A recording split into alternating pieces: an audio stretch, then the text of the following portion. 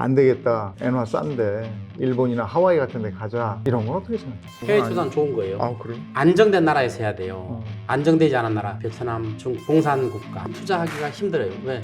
풀어봐야 갖고 나가려면 또 많은 비용을 내라고 해요. 부동산의 심리는 한 번 올라가면 상당히 많이 올라가지만 심리가 한 번 내려가 버리면 심리 상태가 멘붕 상태로 와서 두 번 다시 집은 사지 않는다. 네, 셀코TV 탐나는 재테크. 오늘 국내 1호 부동산 박사 서동기 박사와 얘기를 나누겠습니다. 부동산 투자자들 중에서, 그러니까 우리나라 1가구 2주택이나 뭐 이런 거 지금 뭐 법이 고쳐질 것 같지도 않고, 안 되겠다. 일본 지금 엔화 싼데 일본이나 하와이 같은 데 가자. 이런 건 어떻게 생각하세요? 외국의 투자? 예, 외국의 투자. 우리나라는 부동산에 관해서는 투기의 귀재잖아요. 네. 투기. 아니, 그렇다면서요. 뭐, 어느 나라에 사람들이 갔어. 근데 그 나라에 한국 사람들이 몰려 살면 네. 곡이 쫙 올라가요. 네, 맞아요. 네, 그렇다고. 그러니까 투자를 한국에서만 한국 분들한테 그렇게 막 거품을 만들어 가지고 서로 사고 팔고 이러다 보니. 떠넘기지 말고 네. 외국에 가서 외화벌이를 하면 좋겠다. 그렇게 머리가 좋잖아요, 우리나라. 부동산 투기 기가 막히게 하잖아요. 아, 해외 투자는 그래도 하지 마라 이건 아니십니까? 아니죠. 아, 해외 투자는 좋은 거예요. 아, 그래요? 네, 해외 투자.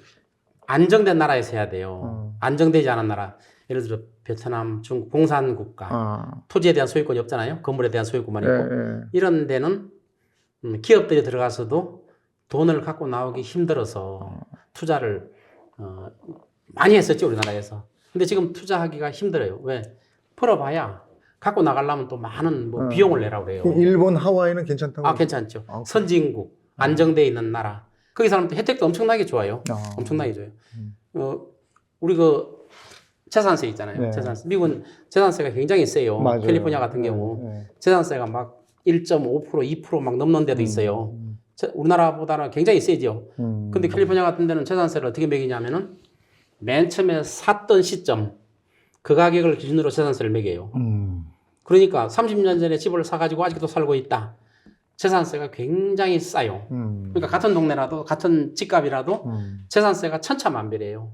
그러니까 이게 이제 우리나라로 따지면 10억짜리 내가 집을 가지고 있다. 1.5%면 1,500만 원 1년에 내는 거예요. 그렇죠. 근데 지금 우리나라 강남의 아파트가 30억이잖아요. 30억이죠. 네? 30억만 되나 아마 50억짜리도 있고 한남동에 있는 어떤 80억도 아파트는 있고. 어떤 연예인이 최근에 판 거 보니까 100몇십억이에요. 100억이다. 그러면 1년에 1억 5천을 세금으로 내요. 그렇죠.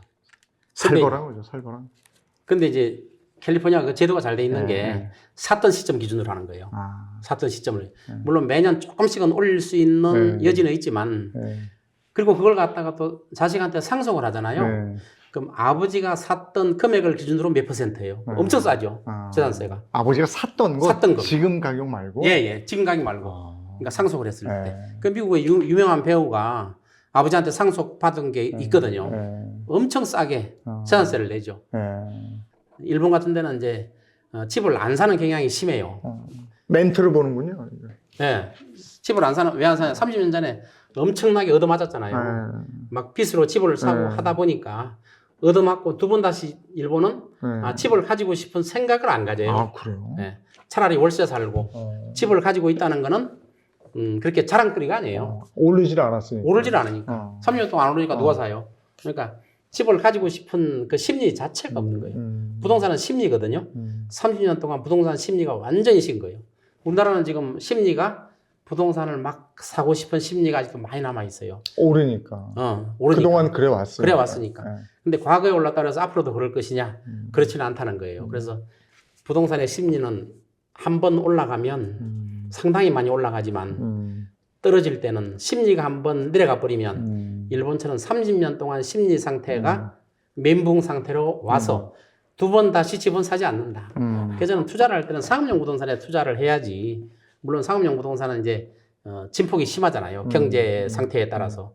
근데 집은 사람이 사는 데니까 그동안에 오르기만 했고 잘 안 떨어지고 또 집이 부족하고 이랬기 때문에 집 투자하기는 과거에는 좋았어요. 근데 앞으로는 인구도 줄고 장기적으로 봤을 때 인구도 줄고 그리고 앞으로 이제 인구도 주는 게 확실하고 뭐 인구 준다고 해서 이민자를 받는다고 그래요. 이민자. 예, 예. 근데 스웨덴 같은데 이민자를 엄청 받았어요. 스웨덴 전체 인구의 20%가 이민자예요. 그리고 난민들을 많이 받았어요. 그럼 지금 스웨덴 어때요? 이민자. 갱단이 활개를 치고 사회 질서가 완전히 스웨덴 옛날에 엄청나게 살기 좋았어요. 네. 스웨덴 옛날에 복지 천국이다. 지금 복지 천국이에요. 살기 좋은 나라다 살기 막 좋죠. 이랬는데. 그는 이민자 때문에 그렇게 됐어요. 이민자. 그래요? 예, 이민자를 그렇게 분별하고 특히 난민을 많이 받아버렸어요. 아. 그래서 전체 인구의 20%나 차지하는 이민자들이 엄청난 문제를 일으키고 미국도 전체 국민의 15%가 이민자예요. 근데 미국은 강하잖아요, 정부가. 군사력도 강하고 경찰력도 강하잖아요. 그래서 국가가 어느 정도 통제가 가능한데. 물론 이민 가서 거기서 성실하게 살고 성공한 사람도 있겠지만 그렇게 되지 않은 사람들은 아는 사람도 많죠. 다른 방향으로 갔다. 다른 방향도 많이. 그러니까 그것은 조금 경계할 필요도 네. 있다. 그래서 예. 우리가 미국이나 뭐 어디로 가서 성공한 사람들 이야기만 듣잖아요. 그렇지 않은 사람들이 더 많다는 거. 네. 그러면 그런 것들이 사회 문제화 될 수도 있고 마약이라든가 이런 문제가 생길 수 있다는 거죠. 더 해주실 얘기 있습니까? 아니면 마무리해도 되겠습니까? 이제 미국에 대해서 예를 들어서 지금 이제 미국 대선 네.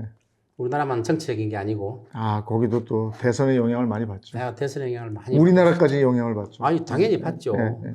우리나라 수출의 네. 많은 부분이 미국, 네. 중국하고 미국이었는데 이제 중국은 많이 없어졌잖아요. 1등이 미국이에요. 1등이 지금 미국이잖아요. 네. 그럼 미국이 어떻게 되냐에 따라서 우리나라에 굉장히 영향을 미치죠. 예. 지금 뭐 바이든하고 트럼프가 예. 지금 이제 둘이서 경쟁을 하고 있는데 예. 누가 될지는 모르지만 물론 그러니까 우리나라 부동산에는 둘 중에 누가 되는 게 좋은 거예요? 장단점을 가지고 있죠. 누가 되든지 간에 외교적으로 행보를 해야죠. 그러나 이제 바이든하고 트럼프는 완전히 차이가 많거든요. 이제 바이든 같은 경우는 이제 외교적인 수산을 해서 굉장히 달변이에요, 달변. 근데 트럼프는 직설적으로 욕은 안 하지만 직설적이잖아요. 그러니까 이제 바이든은 이제 민주당 정부인데 바이든 같은 경우는 뭐 부자 정세를 해야 된다.